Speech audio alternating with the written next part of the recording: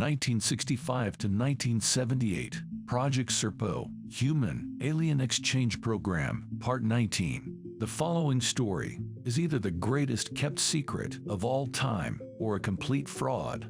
You decide. In this episode, we hear about the Russian Roswell incident from an American perspective. This presentation is of the information posted on the website serpo.org from a retired senior government official. The website was intended to facilitate the gradual release of confidential documents pertaining to a top-secret exchange program of 12 U.S. military personnel to Serpo, a planet of Zeta Reticuli, between the years 1965 to 1978. Chapter 9. The Soviet Union has had their contacts with aliens. We have a great deal of intelligence that would indicate the Soviets had their Roswell, so to speak. What they know is about the same as we know. They had some bodies back in the late 1950s, but our intelligence would indicate the species of aliens were different. There was an incident that occurred inside the Soviet Union in 1970.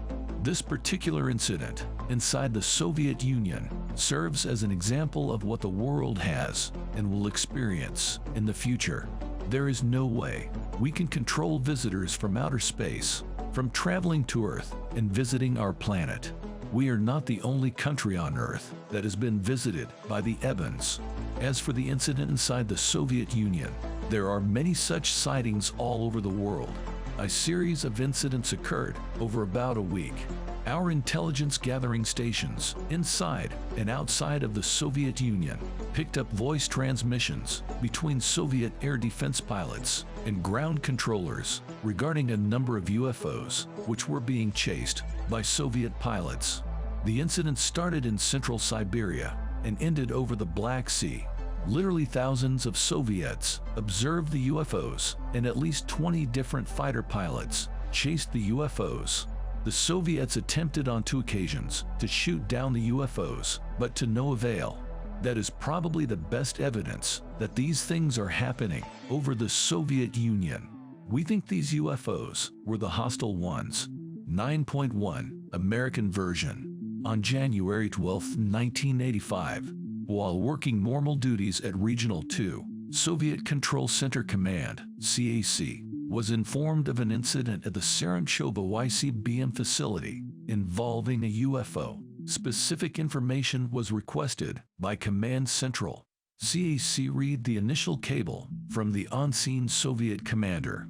The initial cable reported that a UFO had landed northwest of missile site K3. Soviet military personnel responded to the scene. A dark-colored UFO was found on the ground east of the Missile Command facility. One missile technician was standing near the east boundary, looking at the UFO. As Soviet military personnel came within close proximity of the UFO, 2 occupants of the craft exited through a door. The occupants approached the east perimeter fence of K3. Soviet military personnel challenged the occupants to stop. 3 of the 4 occupants stopped.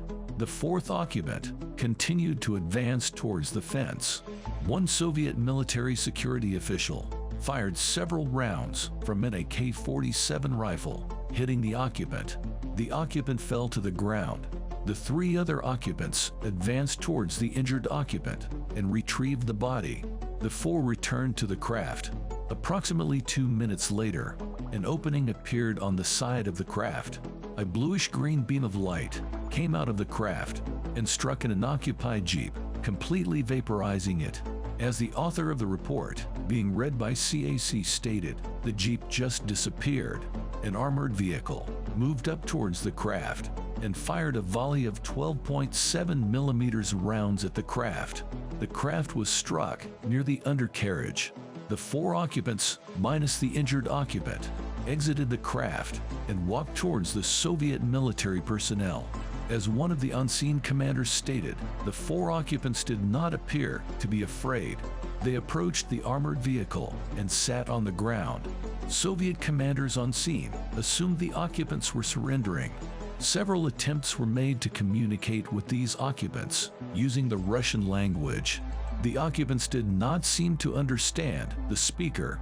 The occupants were carried to a jeep and transported to the Kovo military barracks, building number 45. Note, CAC had reported building number 45 was KGB headquarters for Region 2 Command Center. This information was verified by NSA, source Echo 3. The occupants were placed inside detention cells, one occupant per cell.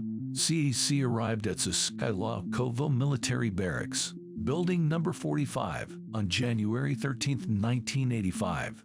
CAC was allowed to enter each cell and attempt to communicate with the occupants. CAC used English, French, and German languages. The occupants would appear to listen while CAC was speaking, but would not answer. The occupants appeared to be very passive. CAC advised the occupants were dressed in a gray-colored, tight-fitting suit. All occupants appeared to look the same. They were described as height, 1 meter tall, weight, 25 kilograms, no hair, 4 fingers, and no thumbs, narrow feet, with no big toe. The eyes were oversized compared to the size of their heads. The head was pear-shaped. No ears were observed. The mouth consisted of just a small slit. A small nose was observed, but no nostrils were observed. 2 other KGB officials, one speaking Spanish and the other speaking English, attempted to communicate, but to no avail. The Soviet Military Command Center commander advised that Moscow was requesting the occupants be flown to military Barracks 10. Intelligence historical records indicate Barracks 10 was located in Obninsk, south of Moscow. On January 14, 1985, at approximately 6:30 hours, the cells where the occupants were located were empty. No signs of a forcible exit was observed. The craft, which was being guarded by the elite Soviet Border Patrol, Branch G, also disappeared. CAC reported Soviet KGB officials took over 100 photographs and 1 video recording of the occupants. CAC provided 25 copies of the photographs to this CIA commanding officer. CAC is well known to HQ. He has reported reliable information for the past 22 years. CAC is the best deep access agent available to our operating location. The information provided by CAC is somewhat unbelievable based on the subject matter. However, this CO feels the information warrants further study. CO feels additional assets should be directed towards the target area to confirm CAC's information. Examination of the photographs revealed the occupants did not appear to be humans. We will allow HQ analysts to make a more accurate interpretation of these photographs. Source, serpo.org, via Maurice Osborne. My take, what happened to the captured aliens? Did they get rescued by their people? Did the US somehow take them? Did some other secret Russian organization move them in the ship? I would love to see the photos in the video. What do you think?